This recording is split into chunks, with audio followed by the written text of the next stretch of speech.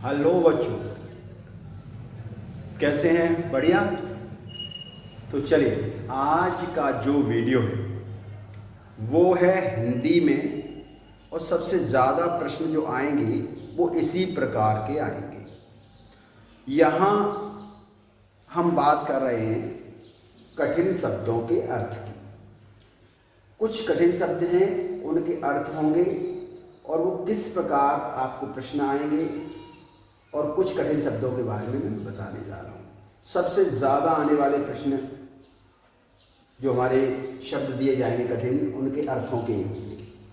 मैं अभी कल से थोड़ा वीडियो ज़्यादा बनाऊंगा और ज़्यादा वीडियो कठिन शब्दों के ऊपर बनाऊंगा हिंदी के, और उससे आपको थोड़ा सा ज़्यादा सफलता मिलने के चांस रहेंगे। चलिए, तो क्वेश्चन आएगा कैसे? अनुसंधान का अर्थ है। अनुसंधान का क्या अर्थ है? आपके पास 4 ऑप्शन दिए हैं: अनुमान लगाना, अनुभव करना, शोध करना या विचार करना। तो अब हमें अनुसंधान, देखिए हिंदी की ही एग्ज़ाम है और हिंदी आपको अच्छी आनी चाहिए, और हम कोशिश कर रहे हैं। देखिए, मैंने अभी एग्ज़ाम सुनी, कुछ बच्चे की एग्ज़ाम जल्दी है, कुछ की लेट है, वो पूरे उत्तर प्रदेश की है, लेकिन मैं कोशिश कर रहा हूँ कि पूरे उत्तर प्रदेश में बहुत जल्दी एग्ज़ाम हो जाए। लेकिन फिर भी आपका ये ज्ञान हिंदी का परखने के लिए ही हमने ये एग्ज़ाम रखी है। और तो उसमें देखिए प्रश्न किस टाइप के आएंगे। अनुसंधान का अर्थ क्या है? अब आपने अनुसंधान पढ़ा हो तो आपको पता चलेगा। बहुत सारे अनुसंधान होते रहते हैं, तो अब हम क्या करते हैं, जरा उस चीज़ को समझ लेते हैं। देखिए, अनुसंधान का अर्थ क्या है? अनुमान लगाना नहीं, अनुमान लगाना नहीं। अनुभव करना नहीं, विचार करना नहीं, शोध करना। अनुसंधान का मतलब होता है किसी चीज़ को खोजना। अब जैसे अगर कोई वैज्ञानिक है, वो मोस्टली किसी चीज़ के लिए काम कर रहे हैं, तो वो अनुसंधान कर रहे हैं, खोज कर रहे हैं। जैसे मंगल ग्रह पर जा रहे हैं, तो जो अनुसंधान है वो केंद्र होते हैं, उनके रिसर्च सेंटर बोलते हैं, तो अनुसंधान है, इसकी इंग्लिश होती है रिसर्च। तो अनुसंधान मतलब है किसी चीज़ का शोध करना, खोज करना, पता लगाना। अब पता लगाने के लिए घर में चाबी ढूंढ रहे हैं तो वो अनुसंधान नहीं है। बात समझ में आ रही है? अनुसंधान किसी भी जो वैज्ञानिक स्तर पर लोग कर रहे हैं, या फिर आप ये समझिए कि जैसे कोई कहीं पर खुदाई चल रही है और वहाँ पर नई चीज़ निकल रही है, वो है अनुसंधान। यानी कई किसी चीज़ के बारे में विशेष जो बातें हैं उनका पता लगाना अनुसंधान है। किसी नई चीज़ की खोज करना या शोध करना, ठीक है, ये अनुसंधान है। इसी तरह यहाँ पर मैं कुछ शब्द दे रखे हैं, इनके बारे में आपको बता दे रहा हूँ और इम्पोर्टेंट हैं, ध्यान रखें। अनवरत, जैसे है अनवरत। अनवरत का मतलब है जो रुके नहीं, और रुके नहीं वो क्या होती है? लगातार। लगातार कोई काम बिना रुकावट के चल रहा है, वो अनवरत चल रहा है। यानी कैसे चल रहा है? लगातार चल रहा है, ठीक है। तो अनवरत का मतलब है कंटिन्यूअस, लगातार। उत्कर्ष, उत्कर्ष और उत्कृष्ट सुना होगा आपने। जो उत्कर्ष है वो कहने का मतलब कोई चीज़ श्रेष्ठ है, बढ़िया, उच्च स्तरीय। उत्कर्ष उच्च स्तरीय है, उसको श्रेष्ठ कह सकते हैं आप। उच्च स्तरीय का मतलब है अच्छी क्वालिटी की चीज़ भी उत्कर्ष कहलाई जा सकती है। लेकिन यहाँ पर इंसान, वस्तु, किसी भी चीज़ के उत्कर्ष बोलेंगे तो ये नहीं, श्रेष्ठ है, बढ़िया चीज़, उच्च स्तरीय, जिसका क्वालिटी अच्छी है या इंसान के अंदर गुण बहुत अच्छे हैं, और या किसी चीज़ का विद्वान है, वो श्रेष्ठ होना चाहिए उसमें, तो वो श्रेष्ठ है। आश्रित, आश्रय, एक सुना होगा आश्रय, कहीं पर आश्रय लेना, शरण लेना। लेकिन जो लेता है वो आश्रित है। क्या है? आश्रित, यानी शरणार्थी भी बोल सकते हैं। वो किसी के आश्रित, हम किसी के सहारे हैं। अब हमारे पास घर नहीं है मान लो, और हमें किसी ने आश्रय दिया है, तो हम उसके यहाँ आश्रित हैं। दूसरे देश से भी लोग आ जाते हैं कभी कभी आश्रित। इस तरह वो आश्रित का मतलब है शरणार्थी, शरण में है वो आपकी में, शरणार्थी वो आपकी शरण में है। कोई आने वाला व्यक्ति है वो जो आपको ठिकाना ढूंढ रहा है वो आश्रित है, उसको बोलते हैं आश्रित। ठीक है। अधिनायक, सुना हुआ जन गण मन अधिनायक जय है। तो ये क्या है? अधिनायक का मतलब नायक माने नेता, अधि माने ऊंचा बड़ा नेता है मान लो अधिनायक, तो उसको हम आप नेता भी कह सकते हैं। आप लीडर जो होता है नेता, या जो आगे है वो नायक ही है, लेकिन जो थोड़ा बड़ा है श्रेष्ठ बढ़िया आदमी वो नेता टाइप का, वो अधिनायक है। ठीक है, बड़ा है।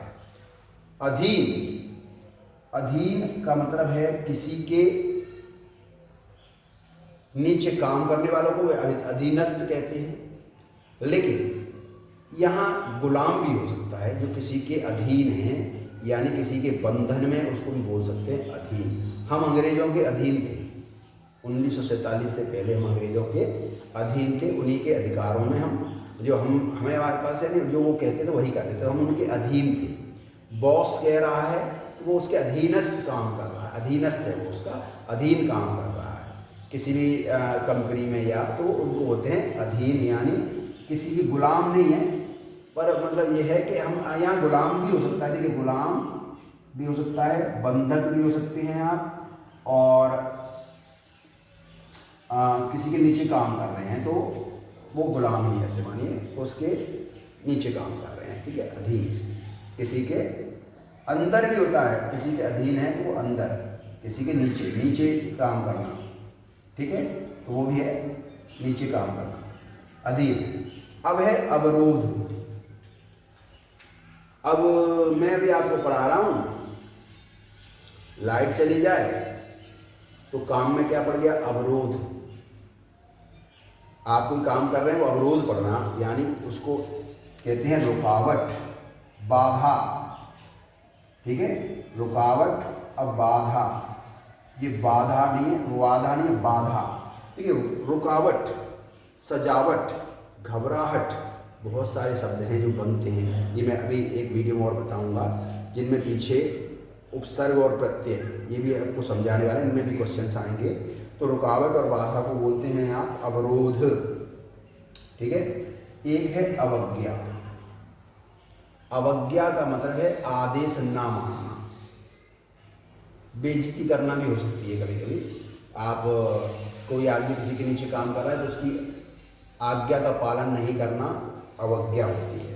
ठीक है, तो अवज्ञा का मतलब है आदेश ना मानना, आदेश न मानना। ठीक है, तो अवज्ञा है तो किसी के आदेश को न मानना अवज्ञा होगा। उत्सर्जन। अब उत्सर्जन का मतलब है किसी में से कोई चीज बाहर निकल आना, उत्सर्जन होता है।